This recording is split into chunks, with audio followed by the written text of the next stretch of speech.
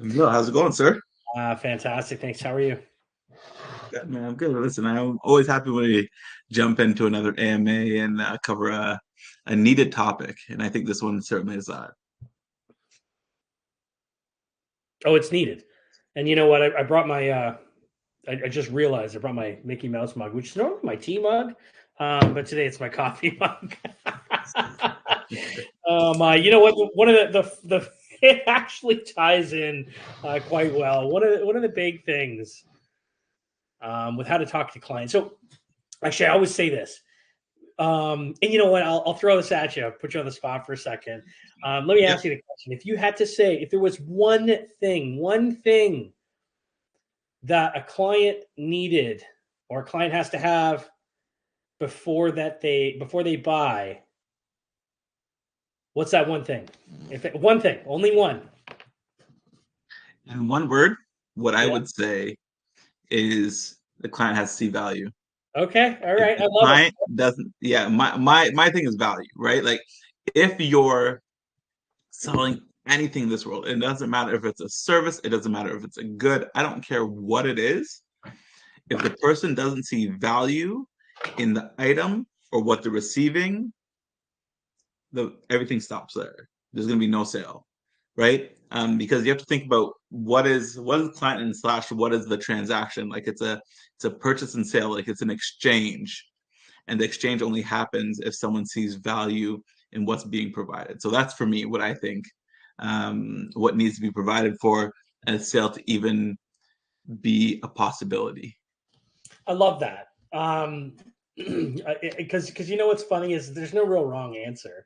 I mean, there are a myriad of wrong answers, but Not but for high performing salespeople, you mean? Yes, I got you. exactly my point. The answer that I was hunting was trust. Because what I always say is like trust is necessary to buy and there's a couple things. So anecdotally, you have Amazon. You bought from Amazon before, I'm sure, right? Of course. Okay. How do you feel about buying from Timu? Yeah, it doesn't feel the same. My sentiments exactly, and I think it boils down to that same thing. It boils down to that trust, right? And maybe it's that they just haven't made it to the market as kind of predominantly as say Amazon or what have you. But nevertheless, there is that difference. And when we talk about trust, um, it sort of ties into brand.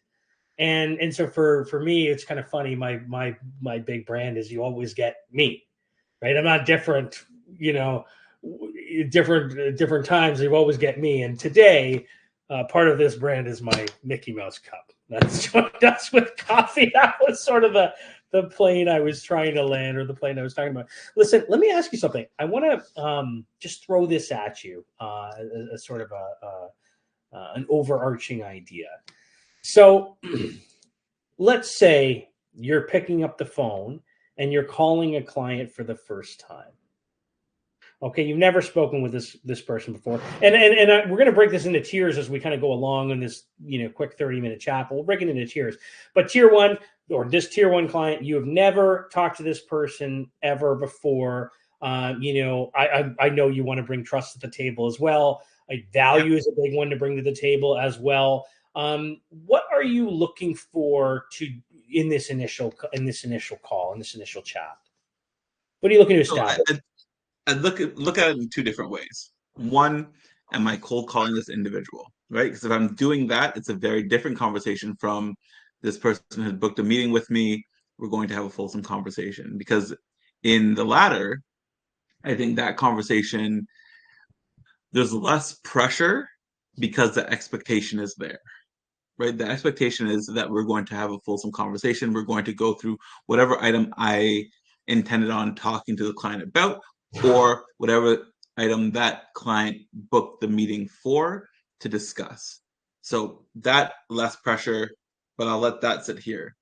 If it's more of a cold call conversation, leads based conversation, essentially, I have probably 10 to 15 seconds to get out my value proposition one, and two, to your point on trust, what's the item that I'm going to be able to leverage to get this person to trust me that I am who I say I am and to stay on that call.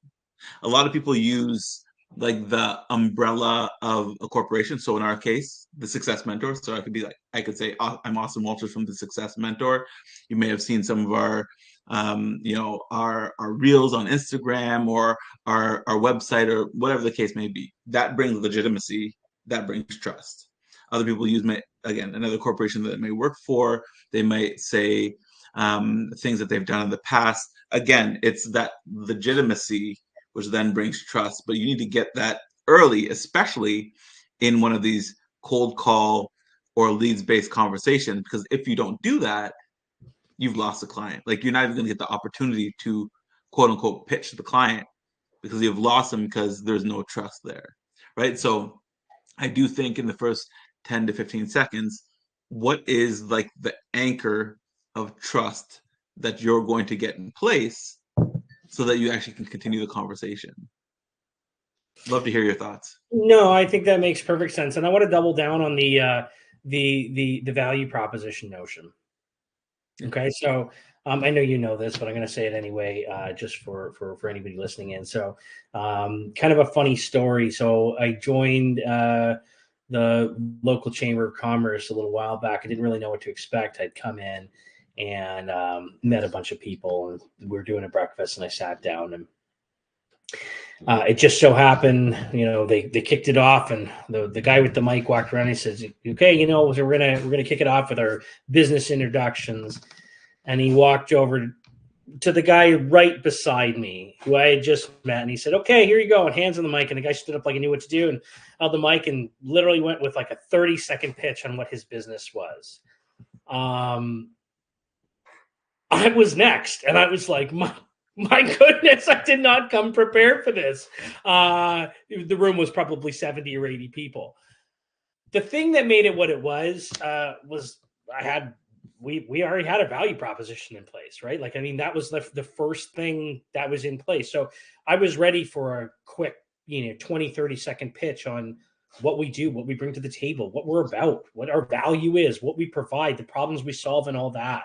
And again, I just said a bunch of things, I provided a bunch of, you don't want to just provide buzzwords, but you actually want to like get into the nitty gritty of what makes you different than the rest. So I'm going to use the example. I heard this example that same day, and I really, really loved it. So there was a real estate agent that had stood up in this same group, and I think it's really important to note that the majority of not just real estate agents, but mortgage agents, insurance agents, the majority of commission-based salespeople, I'll say, "Hey, I'm the best.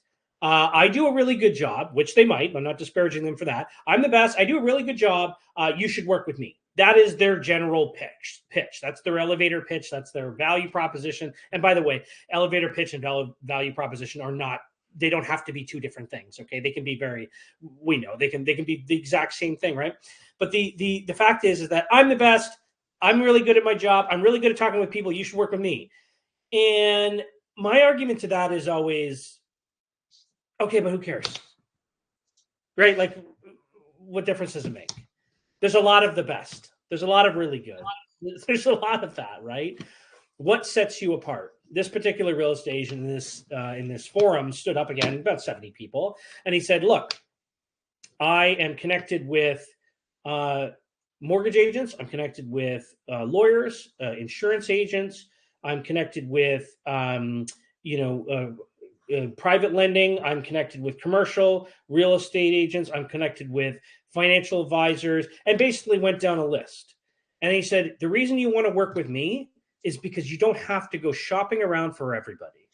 The reason you want to work with me is because you come to me and I'll make sure that my cater of people, the people that are around me, take care of you so that you don't have to worry about running around left, right, and center to try and get things." And it was quite remarkable. Honestly, nothing I just said was that profound, right? Like well, I just repeated him. Nothing he said was that profound, right? It's not the most, mind-blowing elevator pitch you've ever heard, right? But the reason that it set it apart is because he didn't just stand up there and go, "You know what? I've done 20 deals this year and I did 25 last year and I'm really good and I do a lot of business." No, he stood up there and was like, "This is what makes me different." And even though it's like not a huge, it's not a huge thing in the grand scheme of things, it really is a huge thing. You know, Austin, we always talk about that. You know, it's really the small things that make it big, right? I'm not. It's such a good point, and I think to take that a step further, the difference in terms of that conversation, right? I'm the best. Work with me is about me, right? It's about me. I'm the best. Work with me. Well, that's about me. That's not about you. But how this other person positioned it, or this real estate agent, mortgage advisor, I'm not sure which it was, but how they positioned was, I have this at my disposal. This is going to be make things easier for you. Then they're appealing to the emotion of the individual. And if they appeal to a certain emotion, in this case, let me take that pressure off of you. Let me make it easier for you to be able to go through this big deal in your life. You're purchasing a home, could be your first home. This is a big deal. A lot of people find this as a very intimidating task. I'm going to make it easier for you, and this is how I'm going to do it. I'm appealing to the emotion. If I can appeal to the emotion, then I'm going to provide value to you. You're going to want to work with me versus this other person who says, hey, I'm the best. I do this all day, every day. I don't really care about you because you're just another number, but I'm the best. Work with me, right? So I think it's definitely making it about the individual versus about themselves will make them better. Another topic that I've been thinking about a lot and love to get your take on is it's hyper personalization, and I think that we are moving in a direction, especially from a client perspective right now, where in the past clients bought product. I have this product, you should buy it. Everyone's buying it, I'm buying it. Then we move towards, okay, people can focus on, or organizations and individuals can then focus on certain, in particular, client segments. You know what? This client segment likes this. I'm going to build this for them. I'm going to pitch them like this. And now we're at a point where we're in a hyper personalization phase of sales where if you pitch me, you're pitching me, not someone like me, not people that are in their mid to late 30s that might be right. You're pitching me. Austin Walters is who you're pitching. You better know a lot about me, and you better whatever you're pitching better be tailored to me, because if it's not, I'm going to find someone who can.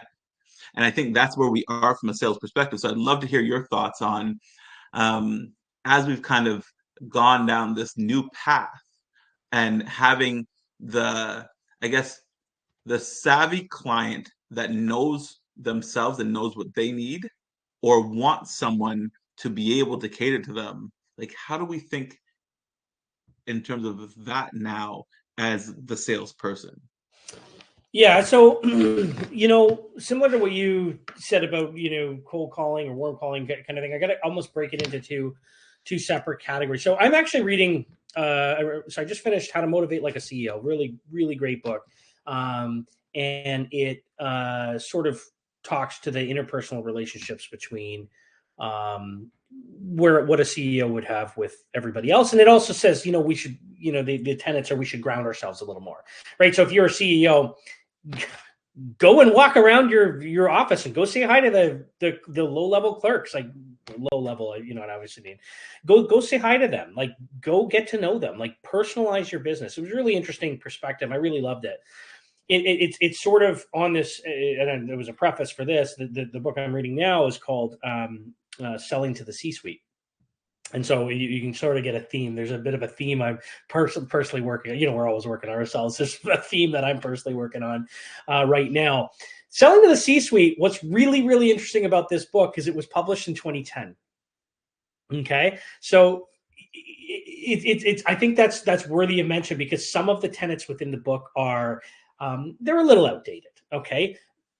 But that's what makes it what it is, because I find when I'm reading it, I have to dig a little deeper. The tenets that literally stood out last night when I was reading are directly correlated to what you just suggested. And again, it's a 15-year-old book, so it's way outdated as for today's standards. But for what it's worth, if we think like, let's talk about Napoleon Hill's Think and Grow Rich for 1 second. An incredible read. That book's like 75 years old, and it still holds. It's still involved, right? So So just relevant. right, yeah. So there is this level of relevance to reading outdated books. Anyway, talking about the problem and providing an immediate solution is the way to get noticed right now if you're talking to somebody from a cold call standpoint, right? So if I call you up and I say, hey, Austin, I'm are you looking for mentorship? I know you. We can kind of banter about it and whatever. If I don't know you, okay, and just for everybody listening, I want you to think about this for a second. I'm going to use mentorship as kind of our placeholder, like I'm selling mentorship, right? As the placeholder. But I want you to think it could be selling mortgage, it could be selling real estate, it could be selling insurance, it could be selling yourself to your boss's boss to try and go for a promotion. It really doesn't matter, whichever way you whichever way you want to look at this. The idea is that you're talking to somebody you don't know. So when you're talking to somebody you don't know, the first thing is you have to figure out what I don't want to just say what their problem is, but what the problem is. So it could be a problem that they have, could be a problem with the business, could be a problem with the scenario. And then you're going to double down by immediately within that first 15-second value proposition time frame, level out a solution. Okay. So I just want to think here for a second. If I was to create an ad, well, actually, let's talk about. We have an ad running right now. Let's talk about the ad. Austin, Austin is really, really well known for helping people get promoted. That's sort of your big thing. And we just ran an ad. Is this you? Are you one of these three people? You're stuck in your role. You're getting passed over for promotions. Again, you're identifying a problem, right? And then you're following up with, well, here's a solution. I just did this course called Climbing the Corporate Ladder, right? Which we have on maps. That's literally that's your 1-2 punch. Your left foot, right foot step. Identify the problem, provide the solution. And if you look at social media gurus right now, anybody operating out there, that's what they're doing. So here's the thing. If you're not blasting this out like an ad, and instead you're doing targeted DMs on LinkedIn, do the same thing. You want to be hyper focused on the person though. So another interesting piece is, again, from selling to the C-suite. Figure out who your audience is. Right? We got to figure out who our audience is. We can't just copying and pasting a message doesn't really work anymore because it looks fabricated. So hypothetically speaking, again, you go into Bob. I always like the name Bob as a sort of an anybody's name. So I use the name Bob. So you go into Bob's profile. Bob is a CIO of a company, and you notice that his background is, let's say, it's got the he's got a nice picture just like everybody else. He's got a good bio just like everybody else. He's got some postings he's done like everybody else. But in his banner, he's got I can't remember what it's called, the needle or whatever, but let's say that's the Seattle Tower, the Seattle Tower. I think you know what I mean when I say that. I think it's called don't hold me. I think. Yeah, don't hold me to it. I'll look it up after and I'll educate myself. But nevertheless, he's got that in there. Me, as someone who is trying to sell to this person, my target market, I would go on and try and look. I wouldn't want to call it the Space Needle or whatever. I want to find out exactly what it's called and maybe put that in my opening pitch, because the first thing you need to do is establish trust, right? In this case, because you don't know them, right? You got to establish trust first. That will pique their interest, and then you can double down with your value prop. So maybe your first message is like, hey, I noticed this in your profile. Whatever, I noticed this in your profile. Have you been there before? And then you can double down with your value proposition. I help CIOs solve tech issues with Microsoft. Or is this something that I could help you with? And if their answer is no, like if they don't answer or if they don't answer or they say no, okay, move on to the next, fine. However, you have, to your point, Austin, personalized that message. You have, directed it to them. All of these things increase the probability of the response. And then if the response comes in, it gives you the opportunity to sell. Because right now we are effectively vying for the opportunity, right? If it's a cold call, you're vying for the opportunity. Don't think you're going to pick up the phone or send a message and get a sale. That's archaic thinking. That's innovative thinking. Let me say that's innovative thinking. So way back when we used to sell a product, it was an innovative product, right? Like think about the fridge. When the fridge first came out, you're going, well, you should buy this product because here's what it does for you, and I can sell you on the features of the product. Is innovative thinking, right? Nowadays, most products are done, right? And so if you're selling like SaaS or other types of solutions, then in fact, when you go in there, you got to first get their attention, then drop the value, and then you can kind of build out from there. Yeah, let me I think I want to spend some time on a topic here too, because and I want to spend time on this topic because you're really good at it. But it's building rapport. So we talked about value props, we talked about building trust, we talked about legitimacy, right? Even getting legitimacy in the first 15 seconds. What about actually building rapport with clients, right? Which I think is incredibly important because despite what anyone says, and I know there's this concern about AI is coming in, that's going to eliminate roles and jobs and opportunities, where I don't believe that. I believe that with AI coming in, it's going to be supplementary to positions to move things forward. So I don't think it'll be actually a replacement for individuals because there will always be a place for the human element. But with all these things happening, how do we actually figure out how to build rapport with individuals? Because I do think that human touch that AI can't replace is the rapport that we build with individuals. And I think as a top tier salesperson, understanding how to build rapport, build it quickly and effectively is extremely important in able to, well, to be able to get sales, to be able to build a portfolio of clients, to be able to build a leads list, to be able to do all these different things. So I'd love to get your thoughts on how do you actually build rapport with people? And again, knowing that we speak to, as a salesperson, 10 plus people, 50 plus people, maybe 100 plus people a day, all different people, all different personalities. How are you able to build rapport with so many different personality types? Yeah. So the first point, and I'm kind of glad you asked, and I'm kind of glad I was drinking out of this mug. My coffee's done now, but I can show you the mug just for sake of posterity. The thing is that first and foremost is you got to be yourself. Okay. Mhm. And this is before we get into kind of the nitty gritty. I just want to say that, like, you got to be yourself. Okay.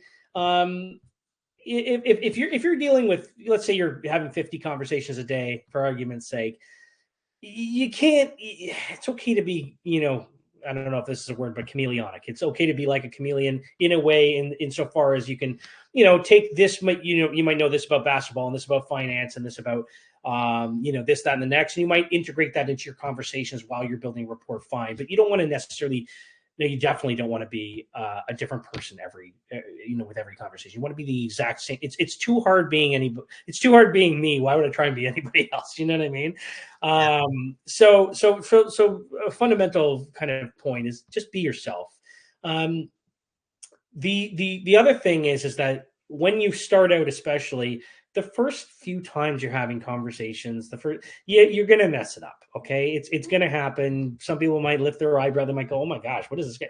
You're gonna go through it, and that's the reason is because, and we talk about this as well, is you're learning. If you're just starting, you're learning the language of your business, right? And I like to use it. Again, you might know, might not, but Austin and I both speak what we call conversational Spanish. I'm not about to get into a business conversation in Spanish simply because I'm just not that confident. Well, it's the same thing in business. If you're not that confident in your in the language of your business, you might be apprehensive to get into conversation about your business. And you don't learn there. You don't learn in your comfort zone. So just like maybe I should be getting into this conversation in Spanish about my business, but my point is that you don't learn if you stay in your comfort zone. And so of course you want to develop those skills by developing those communication pieces. As it pertains to building rapport online, The same tenets still stand. Mm-hmm. However, you're not trying to make a sale there. Okay, it's you're not trying to make a sale there. You're not. If you're running an ad, okay, it's different.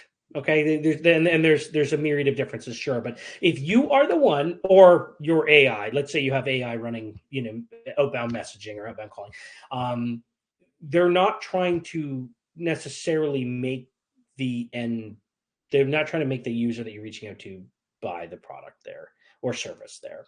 What you're trying to do is set up an appointment. Usually you're trying to sell the appointment, sell the meeting, sell the ability to have the next conversation. And so I think that's there. I hesitate to say that's a hard and fast rule, simply because there are things out there that, I don't know, if you just made a new space age pen, let's say, that costs $3, and this pen does something that pens have never done before, then maybe you're trying to sell the. So there's an exception to every rule. But generally speaking, if you're, again, in SaaS, or if you're in any sort of solution-based or service-based sales, and that includes, even though there's products in real estate, and it includes real estate, it includes insurance, includes financial advisors, includes, a lot of entrepreneurs, most entrepreneurs. If you're running a business and you're trying to sell, again, a solution-based service, or SaaS or the like, then yeah, you're not trying to make the sale right then and there. You have to, we just talked about, you have to first establish trust, and then second to that, or in vice versa order, establish value, right? If it's not already established, right? I think sometimes your brand might already establish the value, which allows that purchase to happen quicker. But nevertheless, Right. those two things have to be there first. Otherwise not. So again, you really sell the appointment so that you can have a deeper conversation, because, again, that trust meter has to go up. You have to establish more trust, and that value meter has to go up. You have to be able to explain and provide a real solution for Austin Walters, for you, not just this group of people. So if you're shooting out this broad message to this group of people, then the end goal from that broad message to this group of people should be to say, maybe get an appointment. And of course, like I said, there's exceptions to every rule, but I would say that that's the case if you're solution based generally. One, I completely agree with you. I think one thing that you said that really resonated with me was being yourself, right? Not, even though you're building rapport with a whole host of different kinds of people, um, one, it's exhausting to try to be someone different than from who you are. Yeah. But two, if you're not authentic, people are going to feel it. People are going to feel the fact that you're not being your authentic self, because you can only fake it for so long, right? So you might as well be you, and let people see and feel that authenticity, because it's going to come across, and people are going to, majority of people you'll find will resonate with it. And for those that don't, that's okay. Maybe they're not the ideal client for you anyway. That's fine. But people resonate with authenticity. They feel it. They know when someone's being authentic, and they know when someone's not, and they're faking it, and they're just trying to push a sale on them. So that certainly resonated with me. I think it's an important piece that people too often, you know, there's the term fake it till you make it, but I think it's almost positioned in the wrong way. Like, be yourself, Oh but be yeah. like you can be an elevated version of yourself and still be yourself, Yeah, don't right? don't don't be fake until you make it, right? Like, don't be fake until you make it, right? It's fake until you make it. So, I like act as if better. It's the same kind of thing, but act as if. It's like, when you set a goal for, X, act as if you've accomplished that goal. And try and put yourself in the shoes of, like, what would I do when I accomplish this goal? Right? Try and envision it, try and feel it, try and be a part of it, so that you can bring it into your life, right? But yes, definitely don't, it's definitely, don't be fake until you make it. It's fake it until you make it, right? So it's do the little things, right? And the little things matter. Like, honest to goodness, Oh my goodness! Like if you're an entrepreneur or a salesperson or commission based individual, you know, make sure you're dressed relatively nicely. And I say relatively nicely in insofar as, I mean, doesn't matter if you're a ball, if you wear a ball cap or whatever like that. I don't necessarily mean that, but if you got food on your clothes, go change. You know, like little things like that. That sounds stupid, but it's actually really important. Your appearance is a big piece of the puzzle. Make sure your business cards look good. It's not a lot of money to get a business card done, and if you're not, you can use Canva. Canva is really easy, or you can go online. There's a myriad of different ways to do it, but make sure that business card is top shelf. Make sure your web page looks nice. Make sure you present well. Like just little things like this that are they're everyday things, or at least we think they're everyday things, but maybe that's because we attained a modicum of success, and once you obtain a modicum of success, it sort of becomes second nature.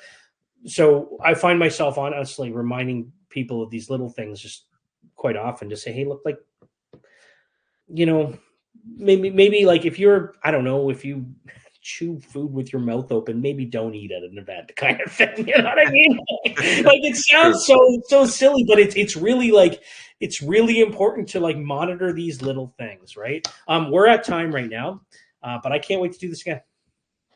Yeah, I mean, I think that was great. I think, and hopefully, people got a lot of value from this AMA on how to talk to clients.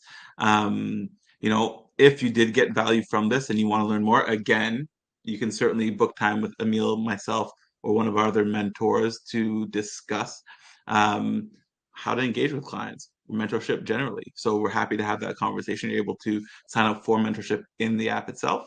But Emil, I'll hand over to you to close off. Yeah, just one last thing. This is recorded, so it'll be reposted in the members chat section. So if you missed it, you'll be able to check it out. And of course, links for such will hit social media. So we look forward to connecting with you again. And thanks for your time. Take care. Talk soon.